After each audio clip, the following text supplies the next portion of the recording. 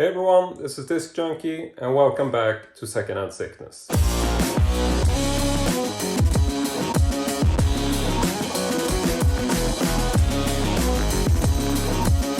Now today I have a really odd story for you, and it's basically going to center around a number of odd synchronicities which have been happening to me in my life. And if you don't know it, synchronicities are basically when the universe sort of tries to present you with this seemingly sort of random occurrences, but you know, when you look at them, you feel like, okay, there's something bigger behind this. You can just Google for synchronicity if you just want to know exactly what I'm talking about. But so basically what happened, and we can just go back to the beginning where this thing sort of started. And I guess chronologically, the first thing that actually happened in today's story is that one of my coworkers, this little old lady in like the finance department, she's just a Swedish person. We come to talk every now and then. We sit down and have coffee and stuff and just chatting at work. And she knows that I'm a film collector. And so she was at this little secondhand shop a while back, and she noticed that they actually had free DVDs. They actually gave away DVDs because, well, obviously, you know, DVDs are such yesterday's news now, so apparently you can just give them away for free. And so she informed me about this because she knew that I have an interest in films and in DVDs in general. And to be honest, I don't pick up so much DVDs these days because usually I try to go for Blu-ray if I can. But then again, free is free, so I figured I gotta go check this out. And then I just forgot about it because this secondhand shop was a place I've never really been to, and it's a bit out of the way for me. Sometime after that, maybe like, I don't know, a month ago or something, because this is something which I've been working on for a while now, I felt the need to rewatch one of my all-time favorite sci-fi movies. And we can actually dig this one out because I actually have this right over here, and it is THX 1138, which is an absolute classic. If you haven't seen this, it is definitely worth checking out. This is the directorial debut from George Lucas, who is obviously famed for Star Wars these days. But back in the day, he actually made this one. And I'm just going to set you up on my tripod, and we are going to get some lights going. So if you just give me a second, I'll plug this in. And now we should have a bit of a better view. So in any case, this is a DVD which I've had in my collection for quite a while. And this is THX 1138. And this is the American release. It is a director's cut version, which comes in a slipcase and a digipack. And I do believe that this is essentially the best version out there if you want to find this movie. Now, I'm not going to talk too much about this release, but I thought I would go through it just to show you what it looks like in case you want to, try to hunt it down. And so this is a 2-disc digipack, quite nicely designed. My particular copy does have this little, I don't know if it was promotional or it's a first pressing, but it actually comes with this little ear tag with a magnet on it. So this is not included as a standard, but you can look into getting this. I think you can find it on eBay maybe if you just search for THX and maybe also search for like promotional earpiece or something. Yeah, because that was not a standard. I forget now, and I also think that these stickers which I have were not a standard. I don't know if they were Amazon exclusive or store exclusive in some way, but I have them, and yeah. So first of all, I just wanted to mention this film because I wanted to rewatch this a while back because, like I said, it is a very sort of unique film which I really, really like. I remember it very fondly from growing up. Most likely my sister would have introduced me to this film. And, you know, it's just a really, really stylish and unique sci-fi, so before its time. And so what happened was that I was rewatching this film, and when I had rewatched it on DVD, I felt that, you know, I would really like to see some more info about the making of, because it's been quite a while since I viewed this film, and I was really curious about the making of features. So I started watching this making of, which was on the disc. And sometimes when I'm watching stuff on the TV, maybe I don't have time to finish them. And the next day I'm on my cross trainer because I'm, doing some workout at home. And I figured that, I would actually like to finish that making of segment that I watched for THX the other day. So I checked YouTube and I see that the making of, which I think is called Artifacts from the Future. You can actually watch this on YouTube. And sometimes when you're watching YouTube and YouTube ends the clip, it will automatically pop up something new, and this could be part of a playlist, or it's generally I think just using algorithms to pick something sort of in the same genre, if you will. And so I just finished watching this making of on YouTube, and then YouTube randomly picks another clip for me, a making of for the old Disney movie Tron, which is also a sci-fi classic, which I remember quite well. So I felt like, well, that's pretty nice, I'm gonna watch that. So I'm watching this making of about Tron, and this makes me interested in Tron as a film, just because I'm thinking like, well, I haven't seen that in a while, it would be nice to check that one out. And so parallel to this, when I'm sort of done with my workout, I decide to go on to IMDb, the Internet Movie Database, just to read some of the trivia about Tron. And that's when I run into this. Wendy Carlos' score was recorded using the same Moog modular synthesizer used for her groundbreaking Switched On Bach LP in 1968, as well as her previous film scores for A Clockwork Orange and The Shining. Also used was Carlos' then cutting-edge GDS digital synthesizer, as well as the live London Philharmonic Orchestra. The Tron soundtrack, therefore, at the time represented a hybrid of 3 generations of music production: past live orchestra, present analog synthesis, and future digital synthesis. Now, I had honestly never heard the name Wendy Carlos before this point, but I instantly recognize this music that they talk about, because The Shining and also Clockwork Orange are these movies which I absolutely love the opening scores from. So this gets me really interested in Wendy Carlos as a person, and I'll start to Google her, and this is when I realized that Wendy is actually a transgender person. She used to be called Walter Carlos, but then she changed her name given that she changed her gender. And for me, this was actually personally of great interest, because I actually have a relative who is fairly close to me who is currently struggling with their own gender identity. And so this topic is very close to my heart at this specific point in time. And I have to say that I don't see too much sort of news stories about the transgender community in my feed. I don't know why. Maybe, Instagram and Facebook or whatever don't really recognize these algorithms as something that I'm particularly interested in, but it is actually something that is very much on my mind at this time. And Wendy has been really important to the transgender community in general, and she's also been a very important person when it comes to electronic music. And this is also kind of funny, because the soundtrack for Tron was very much ahead of its time, if you ask me. And I also think that the soundtrack for THX 1138 was very much ahead of its time, and a very sort of futuristic soundtrack. So I think that there's an odd sort of connection between the score for Tron and the score for THX 1138, in that they are both very much influential and unique scores for science fiction movies. Now, I know that this intro is becoming really long, but I will get to why this is of importance. And so I'm reading this little, tidbit about Wendy Carlos, and there's also this info about her debut album, which is called Switched On Bach, and I've never heard about this before. So I tried to find this album, and the first place you go when you try to find music is obviously Spotify, or at least that's the way it works for me. So I go onto Spotify, and this album is not available on Spotify. But what I do find on Spotify is this podcast, which is called $1 Vinyl, where they essentially buy really cheap vinyl records that I find in secondhand shops and stuff like that, and then they give them, a honest review. And for whatever reason, they have this episode, which is about Wendy Carlos' debut album, Switched On Bach.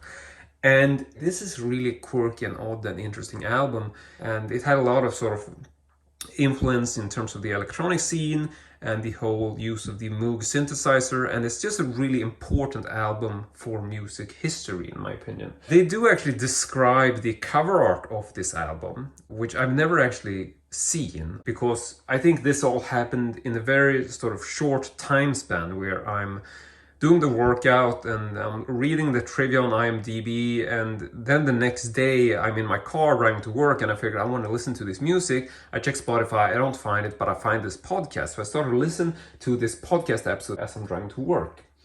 And so I get to work, I turn off the podcast, I sort of forget about this whole thing because, I probably have a stressful time at work or whatever. And then on Thursday, 2 days later, I decide, maybe I should go check out that secondhand shop with the DVDs, because I've been, just pushing this to the side for too long. So I figured, I'm probably not going to find anything, but I might as well go there just to see.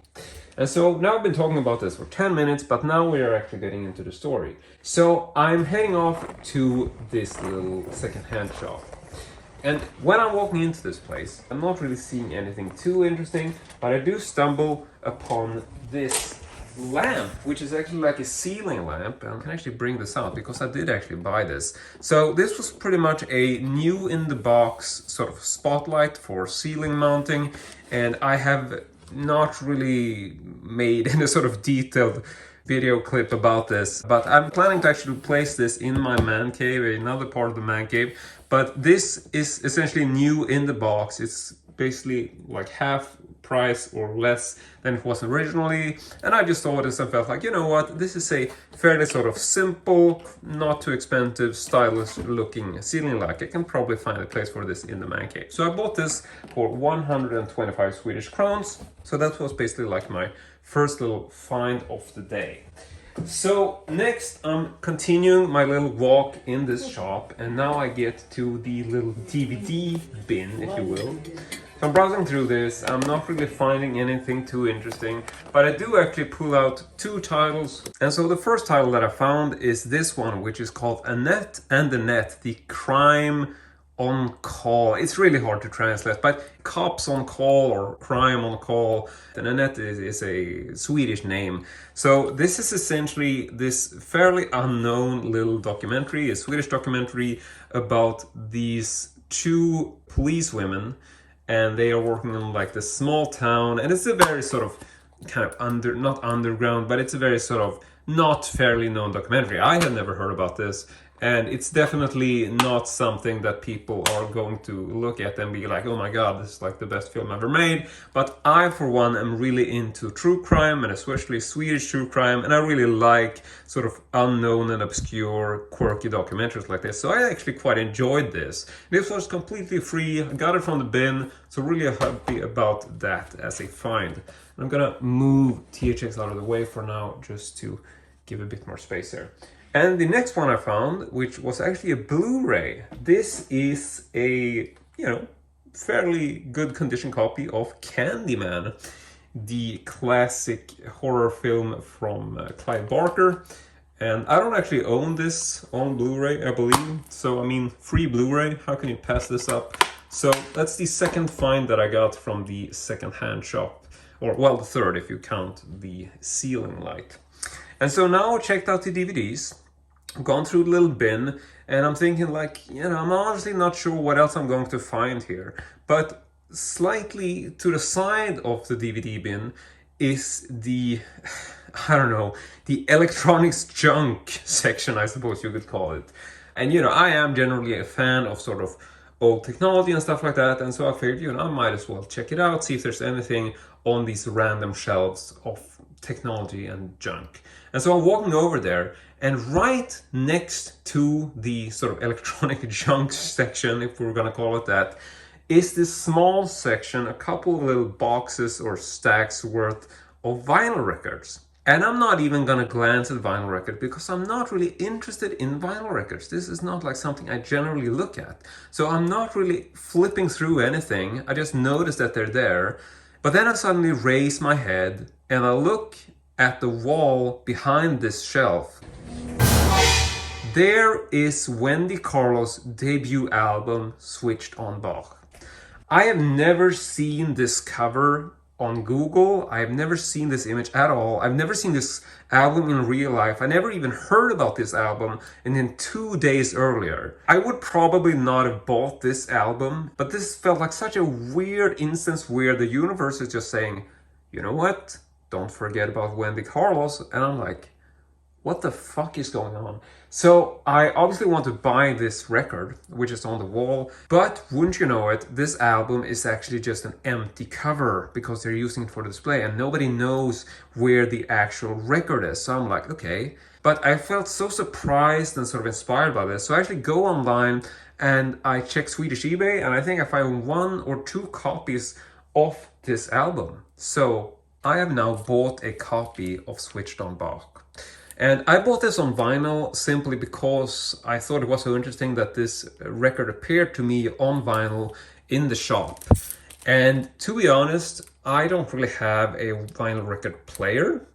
I have this really old player which we got as part of the house purchase. So I have a very vintage player which was sitting in our garage, and you know, it's really dirty and worn, and I'm just thinking like I can use that to try out the record. I mean, it's working, so it's a good album to try it on. So I tried this on, I actually play the record, and I feel like this is such an odd record. I mean, for one thing, I love this cover, and this cover was described in the podcast, so that's also the funny thing, that I've never seen this cover, but I heard it described. So when I see this on the wall, I'm like, oh my god, that's the cover. And then I read the title and it's like, holy shit, switched on Bach. I can't believe this is just, you know, coming into my universe so randomly.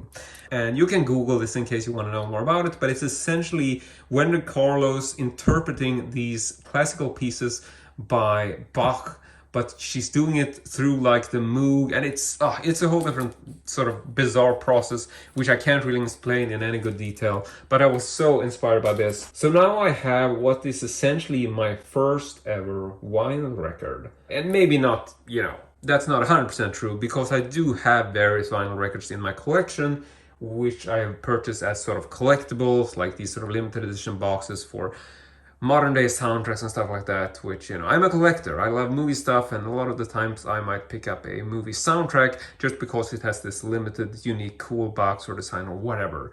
But generally, I really want to emphasize that I'm not a vinyl collector. I don't have a vinyl collection. I have maybe like 3 or 4 albums at the most, which are all like these sort of limited editions, special edition kind of pieces.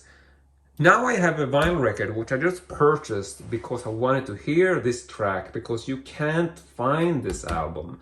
This music is essentially only available on record. You can get it on vinyl, you can get it on CD. It's actually been reissued quite a bit. There are several versions of this album, but it's not really an album that you can easily find online. It's not on Spotify. It's not on YouTube, and you know, I did check these places before, and then I got it and I listened to it, and I think that this essentially just ignited something in me. I couldn't really put my finger on it, but I felt like I would actually like to hear more of Wendy Carlos' work. So I started looking into the scores that she has made, which is essentially scoring for Clockwork Orange, is one that I remember, obviously. And so I started going online, Swedish JABRA again, and I actually found her original scoring for Clockwork Orange. And this is a record which she released under the name Walter Carlos, which is her given birth name before she changed it to Wendy Carlos.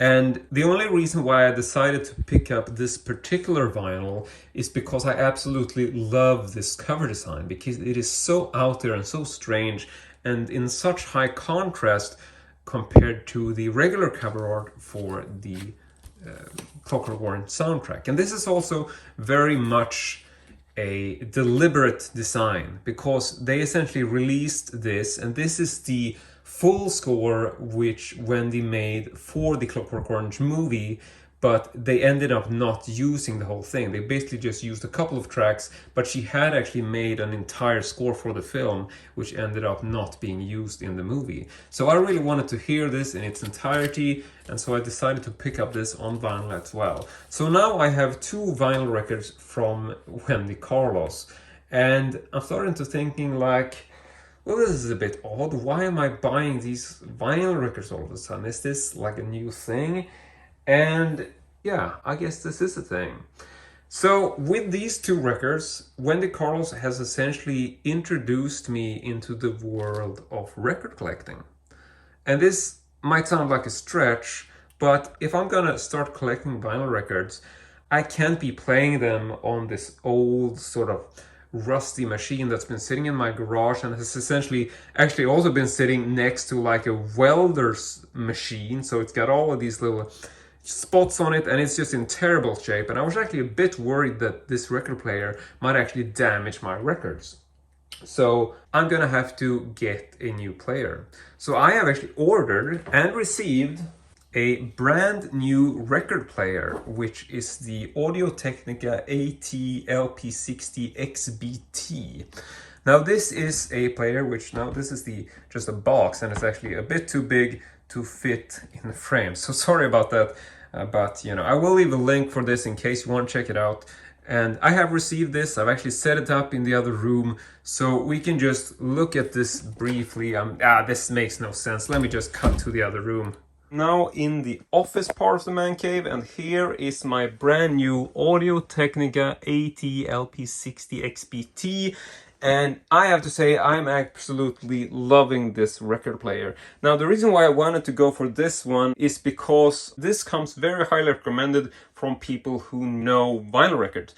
And I am essentially completely new to this. I'm a total rookie. I've never owned a player before. I don't know shit about playing records. I think I actually had to Google how you properly put the needle on to avoid damaging anything, because such a fucking scaredy cat. And the reason why I wanted to get this one in particular is not just because it came highly recommended, but this particular model is actually a Bluetooth enabled player. So I'm just going to put the lid up for a little bit, like so. You can see that we actually have a Bluetooth button here. So this is actually pairable with Bluetooth headphones.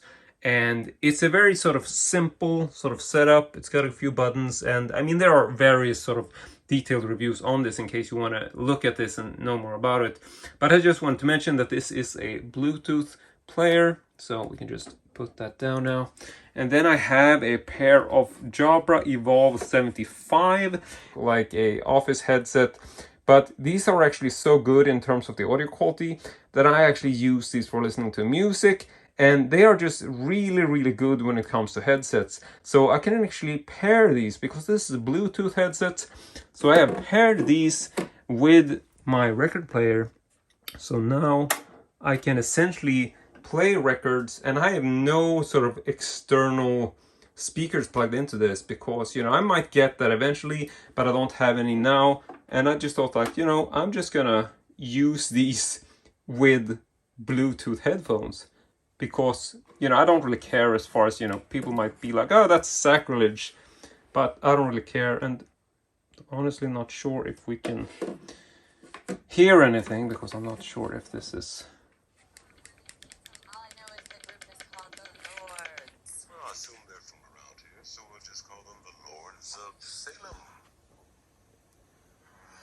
Yeah, obviously very low volume because you're not in the headphones. But yeah, this is essentially streaming live from a vinyl record via Bluetooth to a pair of Bluetooth headphones, which I think is really cool. This is just really, really neat technology, and I really love the sound quality you're getting from these. And they also have like a bit of a noise cancellation thing if you want to use that. So yeah, absolutely loving this. And I'm also not gonna play too much of this record because I don't want to get any sort of issue with copyright and whatnot. But now you can actually hear that there is something in those headphones there. So I think this should give you a bit of an idea of what this looks like and the general design and quality on this. So if you want to see links for where I bought this, I'll just leave that in the video description. But now let's get back to the reviewing table. Alright, so I've now bought a record player for my records. I have 2 albums by Wendy Carlos, but this wasn't really enough for me because she has really inspired me here, and I really felt that, you know, I want to hear a little bit more of her music. So now I go online and I check Swedish eBay again just to see if there are any other albums by Wendy Carlos. And I actually find one more record from her, and this is an album which is called Digital Moonscapes. And yeah, this is a bit out there, you know, it's quite a bizarre and quirky cover, but I really do like this. And there is the back cover of this as well. This is a gatefold. I can also open this up, and once again, sorry that my reviewing table is not really set up to show these in its entirety, but I think I'll do. So yeah, I picked up Digital Moonscapes. This wasn't particularly expensive, and I realized that I haven't really talked about the prices on this, but I think that the albums here, if you combine them in terms of what I paid for shipping and all that, I would say that they are probably maybe €7 per album. So not super expensive or anything, actually quite cheap albums. But when you're looking for albums, and especially if you're shopping on eBay or Swedish eBay like I am, I would really like to add something more from the same seller just to save on shipping. Because I mean, shipping is quite a bit and you usually end up paying like double what you're actually paying for the item. So I checked the seller's other items, and for one thing, I stumble over a second album, which I see that he is selling, and I'm just noticing this based on the cover because I thought, like, that's a cool cover. And that's this record, which is called CJ and Company, The Devil's Gun. And I see this and I'm thinking like, that's funny. That's a really interesting and bizarre cover. And then I realized that I actually recognize the title Devil's Gun. I'm trying to rack my mind, why am I recognizing this title? And then I realized that I've actually been listening to this DJ, which is called DJ Destruction, and he makes this absolutely incredible mixes, and I can leave links for these in case you want to check them out. And in his maybe like an hour-long mix or something, he actually includes the title track Devil's Gun, which I also thought was curious because this is like, I've never heard this track before. It's like the first time I heard it was like a week ago, and now I'm scrolling through eBay, like just picking stuff from the same seller, and there is this track. So I decided to pick up this on vinyl, a lot basically just for the cover, but also because this is a really sort of funky and cool little set of tracks, which I highly recommend you can check out. This is one of those albums which you can find on YouTube and on Spotify, so you can search for this, you can listen to what it sounds like. So I got those two, and now I'm kind of on a roll, so I figured, I might as well add something else. It's always good to get some values worth. So I stumble upon one more listing, which is actually for a Swedish record, and this is a vinyl copy of a audiobook, which is for Tintin, which is this really classic animated character. I'm sure people know this person, and this is the Swedish sort of storybook or audiobook for a episode which is called The Black Island.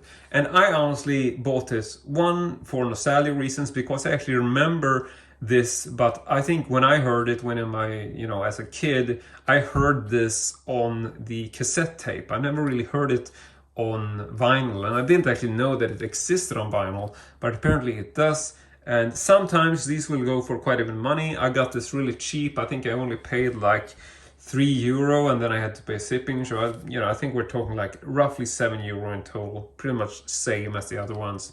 So this was a very much just a random buy because I thought this was such a nostalgic and nice looking cover, which would actually make for a really cool display.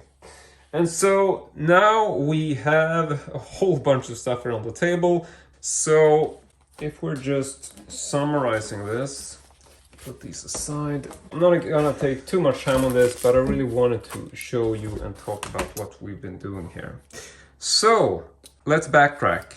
I watch THX on DVD, I look at the making of, sort of looking to a making of about TRON. This makes me look at the trivia section on IMDb. I hear about Wendy Carlos, and I go to Spotify, I listen to the podcast, they describe the album, I'm randomly going to the DVD shop to get some free DVDs, find these two, then all of a sudden I'm standing in front of her debut album. So there we got those. Then I'm curious about Wendy Carlos. I go to order more albums, pick up the full-on soundtrack for Clockwork Orange. So that's another. Then I want to get even another one. So then I decide to go ahead and look for more albums. And I do find Digital Moonscapes on Tradera. And then I find the additional two. I can just give up. I'm never going to fit all this in frame. But that is essentially it for today's story. And this might be like, maybe you don't think that this is too much of a sort of synchronicity or coincidence, but the whole thing about finding the debut album switched on Bach was absolutely a complete mindfuck for me. Pardon the French, but it was. And I think that what happened here is essentially that it ignited something for me. And so now I would actually consider me a collector of vinyl records. And I would like to personally thank Wendy Carlos for inspiring me to do this. I know she was not personally involved in this in any way, but I would definitely say that Wendy Carlos has made me a record collector. I'm feeling so happy that I decided to pick up a record player and now listening to records on an actual record player for the first time. Even though I'm doing it via Bluetooth, you know, I'm not a super analog kind of guy, I am still really happy that I have decided to invest in vinyl records, because this is just a really cool thing, and I love these cover art, so I'm definitely going to be buying more vinyl records in the future. You can count on that. But that is it from me today. I really want to say thank you very much for watching, and as usual, hope to see you all next time.